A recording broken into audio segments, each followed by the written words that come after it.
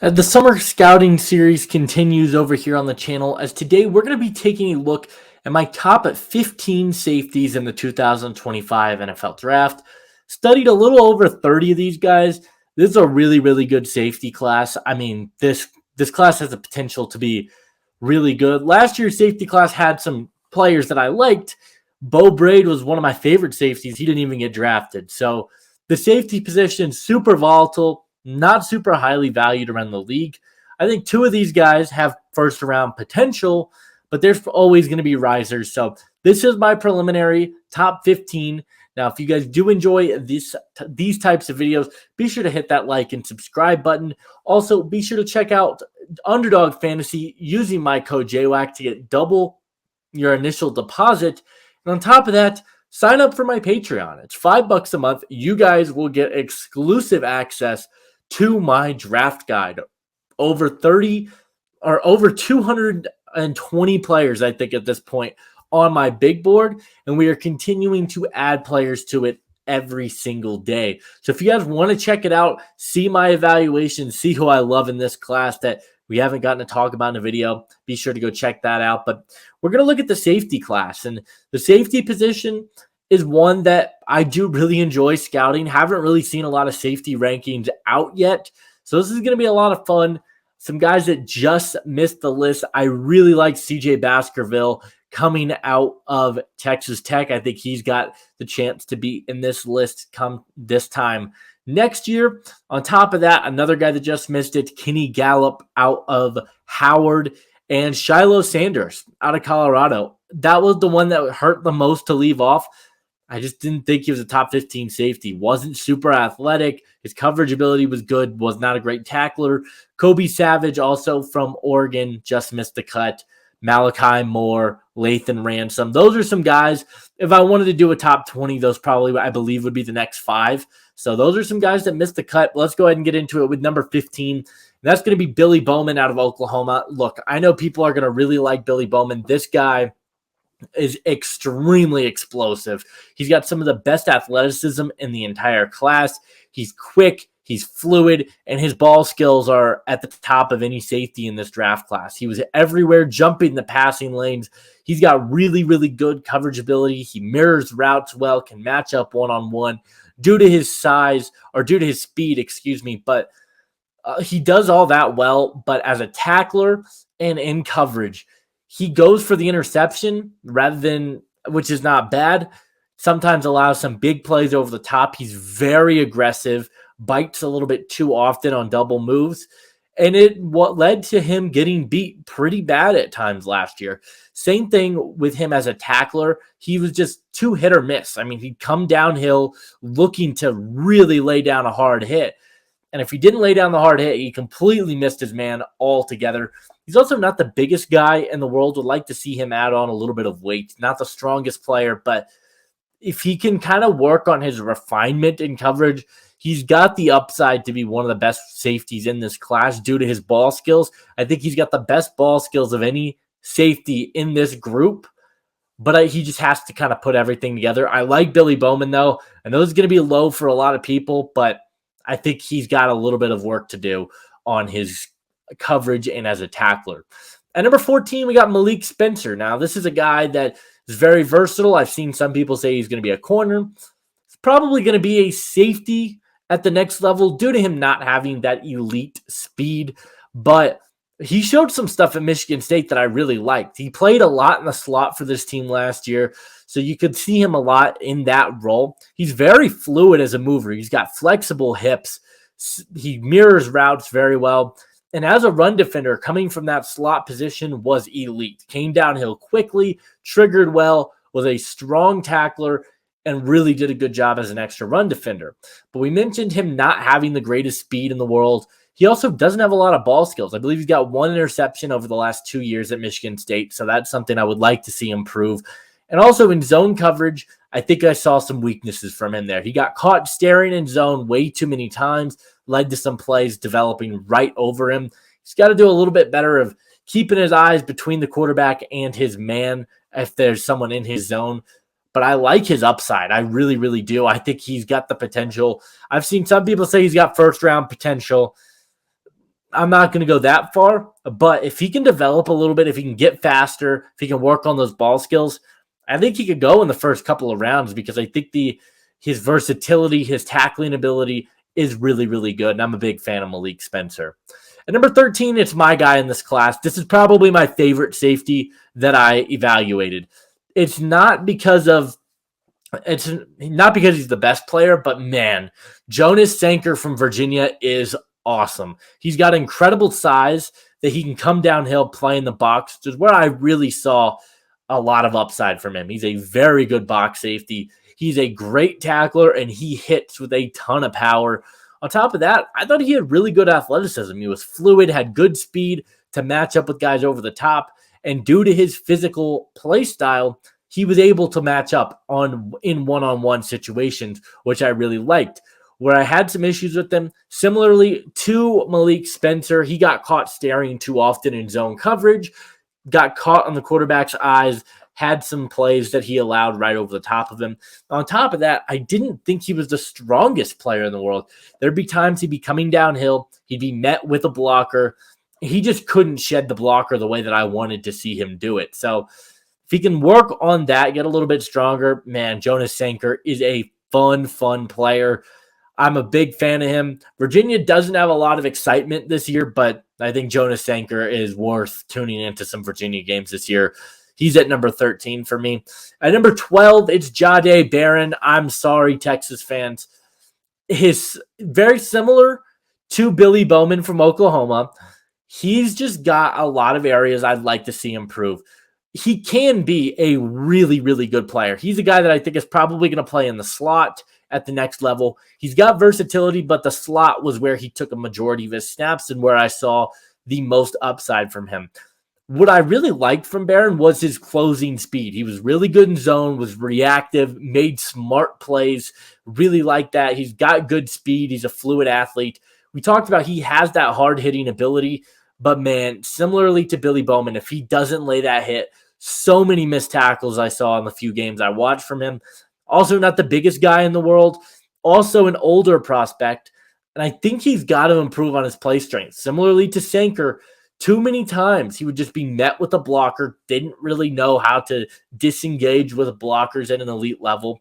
His ball skills are there.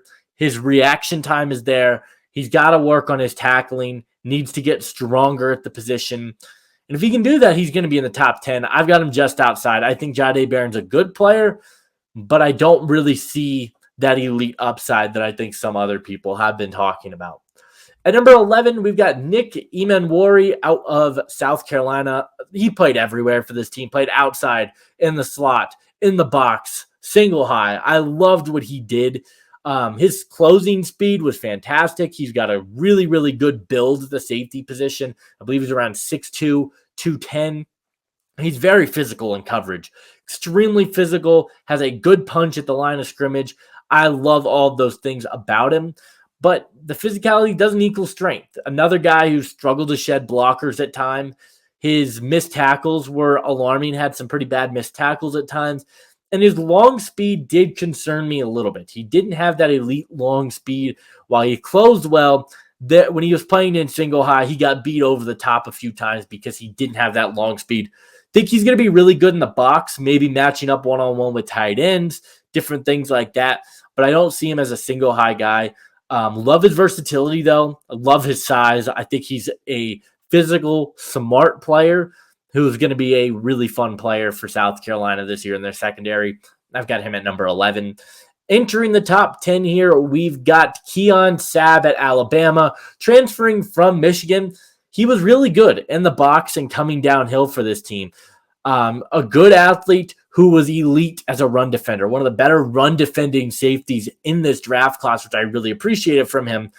That being said, his coverage was a bit iffy at times. He just got lost sometimes in coverage, got confused. Definitely could improve that at Alabama, who we know what they do with their corners. His block shedding wasn't great, and his tackling technique was a bit up and down. While he was good coming downhill, he had some issues here and there that I definitely think are going to improve for him playing for Alabama. I think he's just got a lot of talent. Athletically, he's a good run defender as well, especially on the outside. I think he's going to be a good player. Transferring to Alabama, as I said, I've got him at number 10. At number 9, we've got Aubrey Burks from West Virginia, a guy that I've seen as a lot of people in their top 5. I get it. Really good in one-on-one situations. His athleticism, ball skills, closing speed. From a coverage standpoint, he's everything you want. I mean, he's got the size, the athleticism, as I mentioned. His closing speed was elite. He's really, really smart in coverage. Really like all of that about Aubrey Burks. But as a pass rusher, as a run defender, he offered pretty much nothing to me. Coming downhill way too many times, he just looked out of control, out of the play altogether. And when he was in the play, was not a very strong tackler, didn't wrap up super well. So those areas move him down my board. While he might be one of the best coverage guys in this class, you've got to be able to defend the run. You got to be able to play in the box. You got to be able to tackle. Those are some areas of Aubrey Burks's that I didn't really see at an elite level, and that's why he's at number 9. But the athleticism is off the charts with him. At number 8, we've got Hunter Wohler out of Wisconsin. Another guy that I think I might be a little bit lower on than the consensus. I get it, the size. I was actually pretty impressed at his speed. Usually when you see a bigger guy, you don't expect him to be fast. He was really quick, played a lot in that single high role, and he could just go match up with some faster guys there. He's got really good instincts in coverage, both man and in zone coverage. But very similarly to Aubrey Burks, just played out of control at times, especially in run defense. Play action, just got lost too many times, got lost on counter plays, overextended in the run game. I think he's got the upside because the size is there for him to be a really good box safety, to be almost an extra linebacker out there. But he just played too out of control in the run game at times. And so I'd like to see him be a little bit more grounded, pull it back a little bit, because the upside with Hunter Wohler is certainly there, but he's got to work on a few things in his game. And if he can do that, he's going to be a really good player at the next level. At number 7, it's Rod Moore. I'm not giving up on Rod Moore because I think he's got the talent. Honestly, if I had to guess, he probably doesn't declare for next year's draft. I think he's going to go back. Tore his Achilles, he's out for 2024, so I'm not going to spend a ton of time on Rod Moore, but his open field tackling and his speed, really my biggest concerns with him, but he's a very good mover. He's got fluid hips. He's one of the best zone coverage guys in this class. He's strong. He's big. I like that about him. He's a smart player, showed some good ball skills. Thought he was going to come out last year, tore his Achilles in training camp for Michigan, out for all of 2024. Huge loss for that Michigan defense. Not going to spend too much time there, but I think Rod Moore's a good player. Thought he was worth a shout here. He's still in my top 10. I got him at number 7. At number 6, we've got Xavier Watts at Notre Dame. Outside of 2023, not a lot of production, but from what we saw in 2023, the upside is there. I love this guy in coverage. I thought he was really good in both man and zone opportunities due to his quickness. I mean, his speed, his ball skills were really apparent last year for the Irish.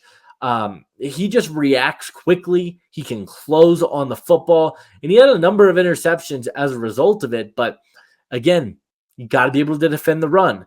I give him the upside a little bit more over like a Burks, a Moore, a Wohler, because I thought he was better as a run defender, and I think the upside is there.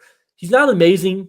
Definitely has some work to do. He's got to improve on his tackling, which, again, a big issue I have with a lot of these guys, but I know people have Watts in their top 5. He's just outside for me. I think he's going to be a good player, though. Nonetheless, Notre Dame always has elite safeties. The ball skills with this guy are really, really good. I've got him at number 6. At number 5, we've got Sonny Styles. Man, oh man. You guys know me. Tennessee fan, not really the biggest fan of Ohio State. Never really have been. I was blown away by Sonny Styles. I think they need to play him at linebacker, though. This is a guy who is 230 pounds, playing safety. He's been taking snaps at linebacker in the offseason, but he was listed as a safety, so I put him in this group. This guy is incredible as a run defender. He is the best run defending safety in this entire draft class. As a blitzer, everything was timed so perfectly. He could come downhill super quickly. and just seemed to be in every single pile as a run defender. He was everywhere defensively, played single high, played in the slot, played in the box as an extra linebacker. His versatility is incredible. Really, all that I have concerns are his explosiveness and his fluidity as an athlete in coverage. And I think a lot of that can be fixed due to his stance. He just plays pretty high too often, I think. If he can just play a little bit lower and kind of use his hips a little bit more, not rely on his knees as much, Sonny Styles is going to be an unbelievable player this year for Ohio State. This guy was out of this world. I was thoroughly impressed. If he can improve that explosiveness and that fluidity as an athlete, he has a case to be the number one safety in this class because he can cover, he can defend the run. He's got the size. He's everything you look for in a modern safety. And I got Sonny Styles at number 5. At number 4, we've got Andrew Makuba. Man, I think we kind of forgot. This is a guy that's had first round buzz going into the year last year. And you could see it. He's going to Texas this year. I'm going to be very curious to see kind of what they do with Makuba and Baron, because Makuba is a guy that also played a lot in the slot. And I thought he was better in man-to-man coverage than Jade Baron, who I think you might want to play in that single high role or as that roamer in zone. And then you could play Makuba there. Now, both of them are very versatile. I think the size is a little bit better with Makuba. He's got good speed. Actually, I'd say he has great speed. He's fluid. He's physical in coverage, but not physical enough, I think. He's got really a lot of it just he's got to get stronger. Tackling, physicality. If he can add on some play strength, another guy that I just absolutely love. He's a good run defender, but he can't wrap up at the level that some of these other guys ahead of him can. So I've got him at number 4. I'm very excited to see what Texas is going to do in that secondary. A big fan of Andrew Makuba. He's my number 4 safety. At number 3, we've got Xavier Niemann out of Iowa. Another guy who's got really good size, played in both man and zone coverage, but I was really impressed with what he did in man. He does not bite on double moves. I mean, this guy does a very good job of staying grounded, staying on his man, and I love that about him. He's also got fluid hips. He moves well. Iowa's been producing elite defensive backs over the last few seasons. Now, another guy, not the most explosive athlete. His run defense and tackling can improve a little bit, but I love his size. I love his instincts, and I think in a cover scheme, Nwangpa is going to be a very good player. I think I'd take him in the second, early third round. Big fan of what he has to offer in coverage, and I think the upside for him is there to really develop in run defense and as a tackler. Makuba, Styles, Nwangpa, they're all really, really close for me. But I gave Nwangpa the edge due to the size, and I think he's just a little bit better in coverage than the other guys. Entering the top 2 guys that I would consider taking in the first round. At number 2, it is Kevin Winston Jr. out of Penn State. I remember texting my good friend, the mock draft guy. I was texting him, I'm like, I don't get it with Kevin Winston. And then you watch the other safeties, you're like, yeah, Kevin Winston is really, really good. He's the best box safety in this class. It was everywhere in the run game. At times he would overextend, but this guy was everywhere in the run game. He's physical in coverage, but the most impressive part, he doesn't have a single missed tackle in his collegiate career. He knows how to wrap up and finish the play, which I absolutely love to see. Maybe not the greatest athlete in the world. That's a trend with these top 3 guys. Not the best athletes. His change of direction sometimes not the most fluid, but he can do everything you want in the run game as a tackler, can play pretty much anywhere on your defensive line, and he's elite in the box. There's a lot there with Kevin Winston Jr. to me. Some people's number 1 safety. I've got him at number 2 just because I like what Malachi Starks does a little bit better at number 1. I think, again, speed was a concern that I had with Starks. He was not the fastest player in the world, but the versatility with him. He played in the box. He played in the slot. He played single high. He played in that strong safety role, was elite in coverage. I think he's the best cover safety in this class. Doesn't bite, moves well. He's a strong tackler in the open field, and he offers stuff in the box as a run defender. similarly overextended in the run, got a little bit too aggressive at times, took himself out of plays, got to work against the play action a little bit more. I don't think I would take Starks in round 1 or Winston in round 1, but they both have round 1 potential to where I could see them being in the top 20 next year and wouldn't be shocked. But two guys that I really, really like in this class that I think, I mean, if we're going, I think Starks, I think Winston, Nwankpa, Makuba, Styles, Watts might be kind of where we cut it off. But I think like that's 6 guys that I think could have contended for the number 1 safety spot last year. I think this class is deep, and there's a lot to find in good value in this safety class. But if you guys are new to the channel, consider hitting that like and subscribe button. We're doing a new position group every week. Stay tuned for next week. I'll see you guys in the next one. Adios.